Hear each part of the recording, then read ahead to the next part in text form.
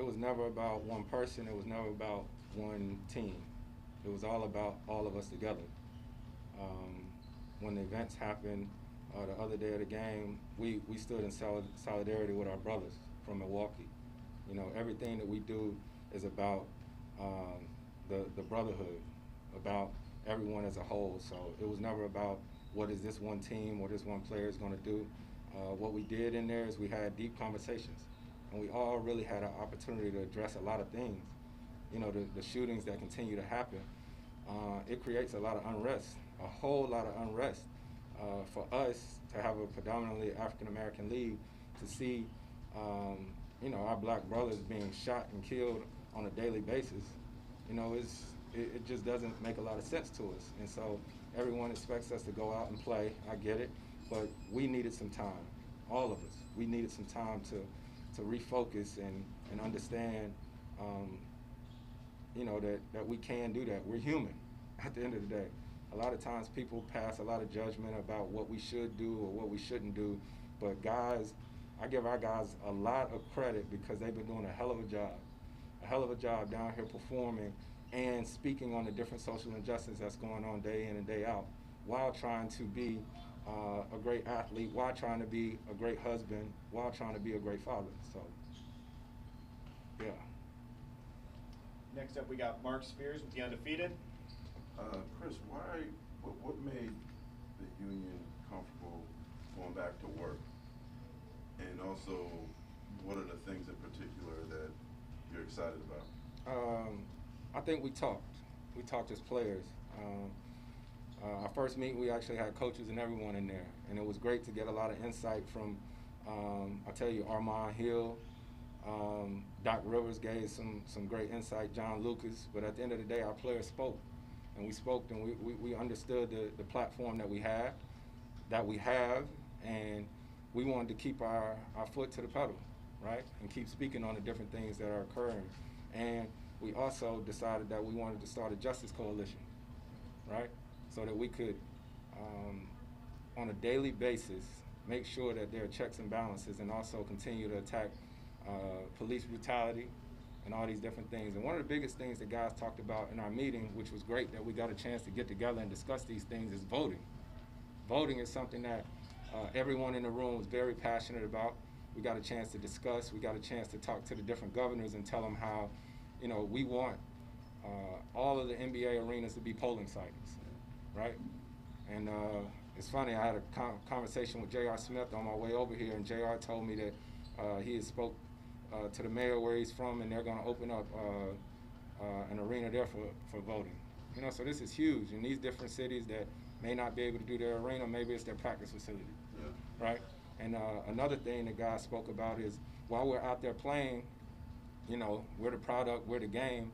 During these commercials, we would like to see advertisement for voting, right? We understand how strong our voice is, how powerful our voice is, and, you know, ultimately we decided if we go away from this stage, we don't necessarily have that same platform.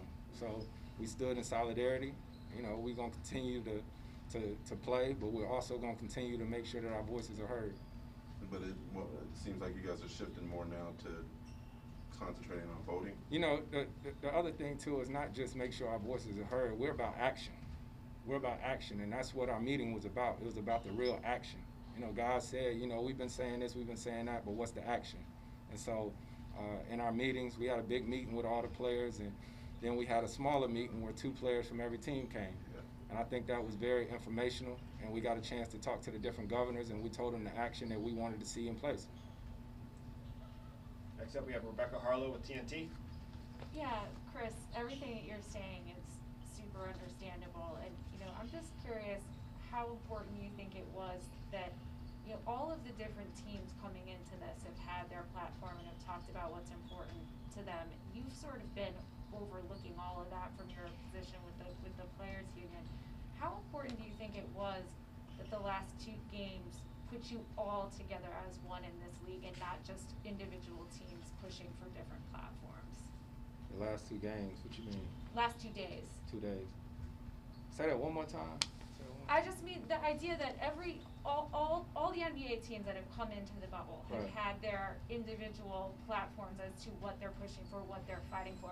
How important do you think it is that in the last 2 days you truly came together as a league versus just different teams with different ideas here? 15 years in this league, and I've never seen anything like it. Obviously, I wasn't the oldest one in the room. I think Udonis Haslam was. But the voices that were heard, I'll never forget it. I'll never forget it.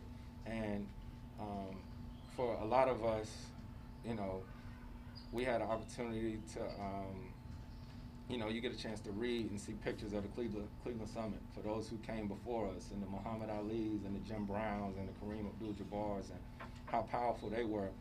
You know, we're not saying that we're that, but what we're doing right now in our league is huge. And I think for the young guys in our league to get a chance to see how guys are really coming together and speak and see real change, real action, because guys are tired.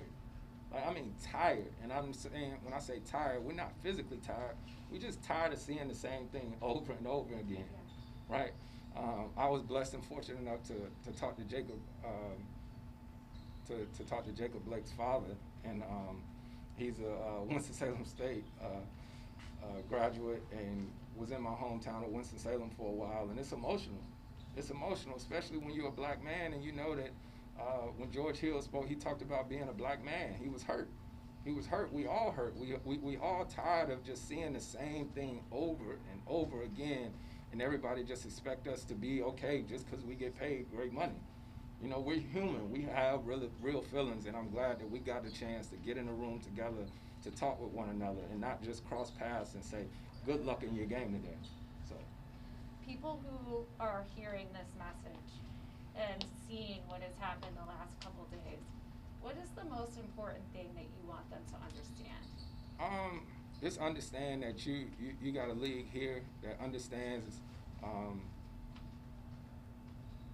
that it's not just about any one of us. You know, our WNBA ladies stood with us. All the other leagues, whether it be baseball, whether it be hockey, whatever it is, that, you know, we're human just like anybody else. We don't always do everything right, but I tell you, for me, it's been really tough. It's been really tough just for the simple fact that when things like this happen, I like to talk to my kids about it. You know, I'm a long way from my kids. I can't explain to them why this video is going all over the internet. I have an 11-year-old black son who was witnessing this stuff day in and day out. And we're just trying, and once again, I want to go back and just tell our players, like, great job, keep doing what you're doing, and we're going to continue to make change with action. Thank you for watching ESPN on YouTube. For live streaming sports and premium content, subscribe to ESPN+.